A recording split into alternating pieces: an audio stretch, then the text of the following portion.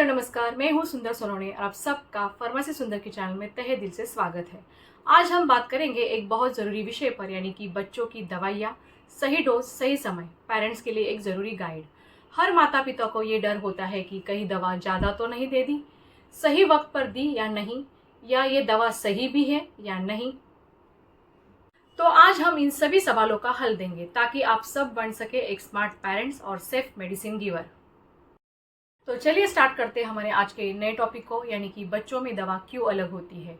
बच्चों का शरीर वयस्कों से अलग काम करता है। उनका लीवर, किडनी, मेटाबॉलिज्म सब कुछ विकसित हो रहा होता है, इसलिए उनके लिए दवाओं की डोज, फॉर्म और समय अलग तय किया जाता है।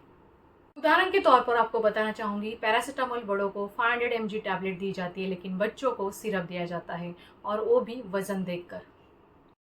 चलिए जानते हैं सही डोज कैसे तैयार करें, यानी कि बच्चों के लिए सही डोज कैसे दिए जाते हैं। तो सबसे पहला है वजन आधारित डोज। तो नॉर्मली अधिकांश बच्चों की दवा वजन के अनुसार दी जाती है, यानी कि मिलीग्राम प्रति केजी बॉडी वेट के अनुसार दी जाती है। उदाहरण के तौर पर आपको बताना चाहूँगी कि पैरासीटामोल 10 मिलीग्राम या 15 मिलीग्राम प्रति केजी प्रति डोज दिया जाता है, और दिन में 3 से 4 बार दिया जाता है। अगर बच्चा समझो 10 किलो का है तो उसे 100 मिलीग्राम से 150 मिलीग्राम की डोज दी जा सकती है।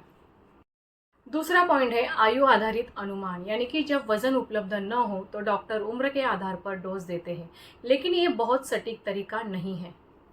तीसरा पॉइंट है डोज फॉर्म, यानी कि सिरप, ड्रॉप, च्यूएबल टैबलेट कौन सी फॉर्म किस उम्र के लिए ठीक है, ये नॉर्मली बच्चों के अनुसार होता है। चौथा पॉइंट है मापने के तरीके। किचन स्पून से कभी दवा न ले, हमेशा ड्रॉपर, डोज सीरीज या मापने वाला कैप इस्तेमाल करें। जानते हैं आगे वाला पॉइंट, यानी दवा देने के लिए, यानी दवा देने का सही समय और तरीका कौन सा होता है। तो सबसे पहला पॉइंट है उसमें खाली पेट या खाने के बाद, ये क्वेश्चन मार्क होता है। तो कुछ दवाई ऐसी है जो खाने के बाद दी जाती है, जैसे कि एंटीबायोटिक्स, नॉर्मली सिप्रोफ्लॉक्सासिन या सेफोडॉक्सिन या एमॉक्सिक्लामिन जैसे कॉम्बिनेशन भी नॉर्मली ये दवाई खाने के बाद दी जाती है। और दूसरा पॉइंट है आयरन सप्लीमेंट, यानी कि ये खाली पेट देना बेहतर होता है, लेकिन खाली पेट बेहतर है पर उल्टी हो सकती है, तो डॉक्टर की सलाह से लें। दूसरा पॉइंट है कि बच्चों को दवा कैसे दें। अगर बच्चा दवा नहीं पीता है तो उसे कैसे देना चाहिए। सबसे पहले दवा ठंडी करें, और दूसरा पॉइंट है मीठे जूस या हनी के साथ मिलाएं। 1 साल से ऊपर के बच्चों में ही हनी का इस्तेमाल करें, 1 साल के अंदर के बच्चों को हनी का इस्तेमाल न करें। दूसरी बात यह है कि मज़ेदार स्टोरी के साथ बच्चों को दवा पिलाइए।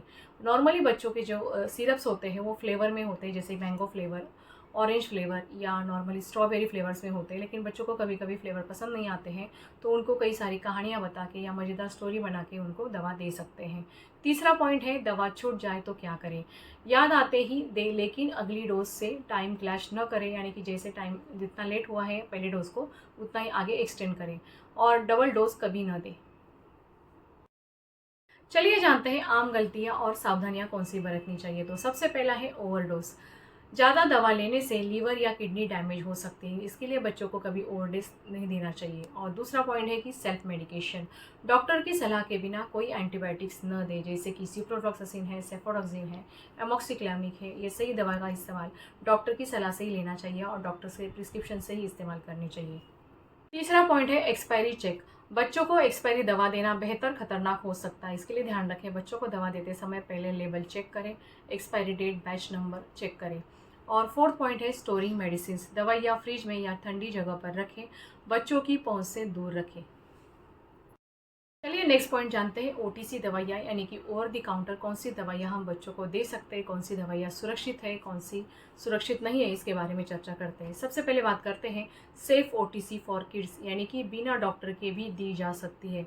तो सबसे पहले आता है पैरासीटामोल सिरप। नॉर्मली ये हम दे सकते हैं, ओटीसी अवेलेबल है, कोई भी मेडिकल शॉप में आपको मिल जाएगी, और फार्मासिस्ट की जानकारी लेके हम दवा दे सकते हैं। और दूसरा है ओआरएस पाउडर, नेजल सैलिन ड्रॉप ही हम बच्चों को दे सकते हैं। टीथिंग जेल बिना लिडोकेन के यूज़ कर सकते हैं। नेक्स्ट पॉइंट है अनसेफ विदाउट प्रिस्क्रिप्शन, यानी कि कफ सिरप जो होते हैं वो फॉर बिलो 4 ईयर्स नहीं देना चाहिए।